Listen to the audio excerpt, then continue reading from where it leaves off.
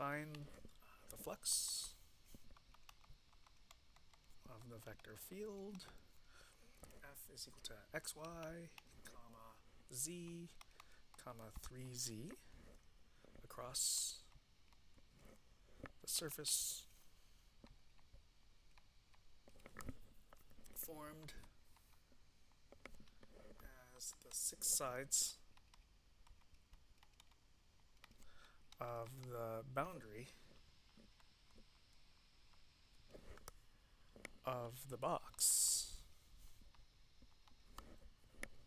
0, 6, Cartesian product 0, 5, Cartesian product 0, 4. So to answer this question, there's this solid box. Okay, it's width 6 in one direction, width 5 in another direction, and width 4 or height 4 in another direction. And that box, the surface we're talking about, the boundary of that box, it's 6 sides, right? There's 6 panels in a box that you get, and we're going to compute the flux as the integral over the surface, f arrow dot ds arrow.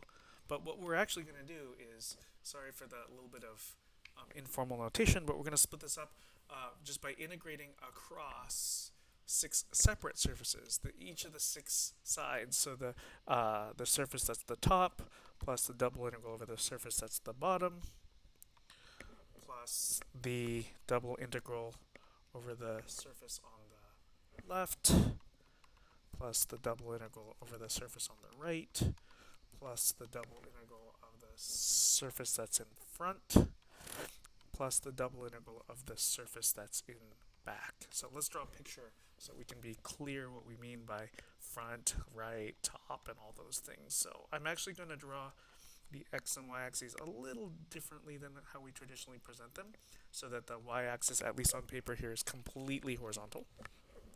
The box that we're talking about looks like this. Okay, got a shape that looks like that.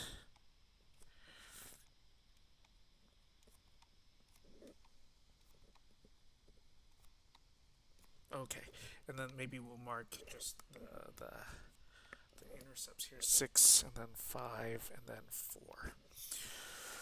Okay, there's 6 separate integrals that we actually need to set up. So the way we're just going to do this is let's organize which surface we're talking about.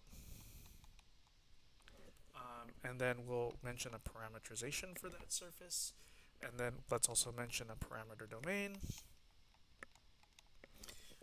We'll mention an orientation that we need. We'll have the function lowercase f that we need to integrate, which is the vector field dotted with normal vector. Let's actually get a copy of this vector field from the question, paste it a little down lower here somewhere where we can see it. Okay, so that this f is right there. Let's also then talk about the integral over the surface S of now the lowercase f function ds, which will end up becoming a double integral over a two-dimensional region D in the parameter domain of f du dv. Okay, so there's a lot of pieces that I would like to take a look at. And let's see here. So what about the surface that's the top? So a parameterization of the top here could be, well, u and v run free, and then the z coordinate has to be fixed to be 4. And then a parameterization of the bottom, of the surface on the bottom, is u comma v comma 0. Now for parameter domain for both of these, u should range between 0 and 6, and v should range between 0 and 5. For an orientation,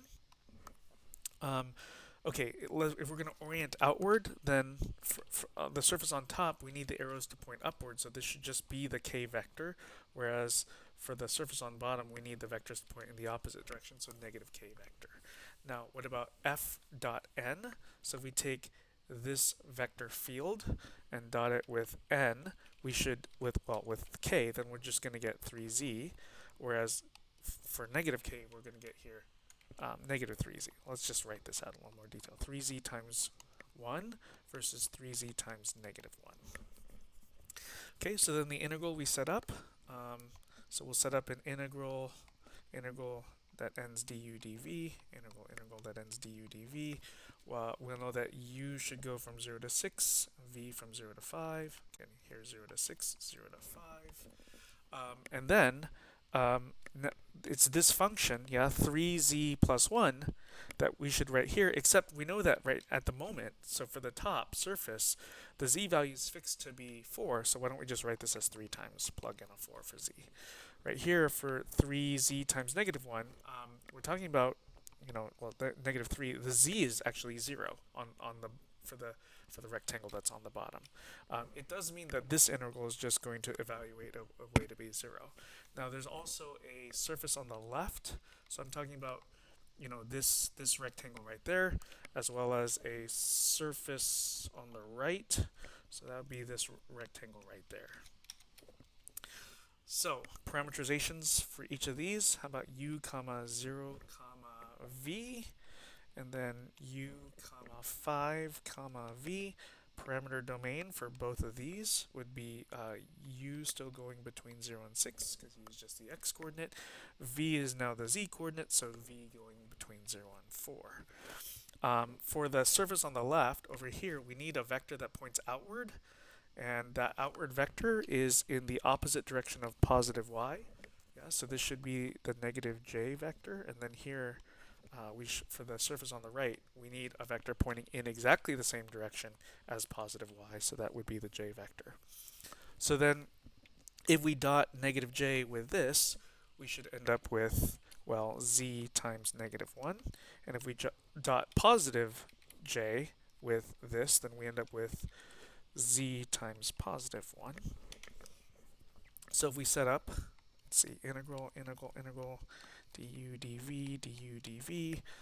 Let's see here. So u we see from the parameter domain from 0 to 6, v from 0 to 4, again 0 to 6, 0 to 4. So we should place this z, well, it's negative z that we should place right here. But negative z is actually, when we go back and compose, we're gonna have v here. So we'll have negative z is now negative v, and then here we'll have positive z is what we should put here, but we need z written in terms of u's and v's. Well, that's going to be v, so we'll have v here. These two integrals, you'll notice, actually are only different by a minus sign, so these will cancel each other out. So though we need to sum these 6 integrals, of which we've only written 4 of them, 2 of them we don't need to compute, because whatever the value of one is will cancel with the other. We also have a surface in the back, so we're talking about this rectangle back here. We also have a surface in the front. We're talking about this rectangle that's in front right there. And so parameterization, we can have 0 for the x value in the back, and then use parameters u and v for x and y. In front we'll have 6 comma u comma v. Parameter domain for both of these parameterizations would be 0 less than or equal to u less than or equal to 5, and v between 0 and 4. For the back here, the vector points away from the box again, so that's in the negative of the x direction, so this would be the negative I vector for an outward orientation. For the front, this is in the same direction as the positive x vector, so we have a positive I vector here. When we dot negative I with this, we end up with xy times negative 1 plus, well, 0 plus 0. And then when we dot the I vector with this, we end up with xy times 1 plus the next term 0 and the next term 0. If we set up integrals, du dv, integral du dv, we note that u goes from 0 to 5, 0 to 5, v goes from 0 to 4, 0 to 4. So we should put negative xy right here, but we need this in terms of u and v, so we get that information from right here. So negative x times y, well, x is 0 and y is u. And then we do the same here, except we need x, now positive x times y. Positive x is 6, positive y is u. All right. This integral, well, 0 times whatever, so we get a 0 there. Okay, so we end up with this integral here, this integral there. If we sum up these 6, well, 2 of these are zeros. 2 of these cancel with each other, and so we're really just left with 2 more. Yeah, so for the sum of these 6 integrals, we've got that this top integral, we're not working out all the details, but this will end up being 3 times 4 times 5 times 6, and then plus 0, sorry, not an equal sign yet, yeah, plus 0, we won't write that plus 0, these two integrals here cancel each other out, we have this final integral here, and that final integral will be 1/2 times 4 times 5 squared times 6, and all in all, this will end up equaling 660. I do wish to point out that for all of these here, in all 6 of these parameterizations, the magnitude of RU cross RV is going to equal 1. So it just works out real nice for all 6 of these that based on this, you end up with ds is equal to 1 times du dv. That was a detail I should have mentioned here, that there was a hidden 1 in all these places. Okay, so this number 660 was found rather painfully in needing to sum up 6 separate integrals, and we'll just mention that we will revisit this problem and do it in a much nicer way using a theorem. We will revisit this problem. And so then we're going to get this number 660 in a much, much, much nicer way.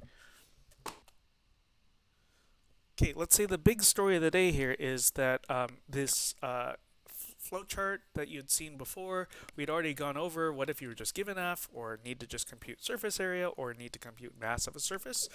But now, if you have an orientable surface, there's more you can do.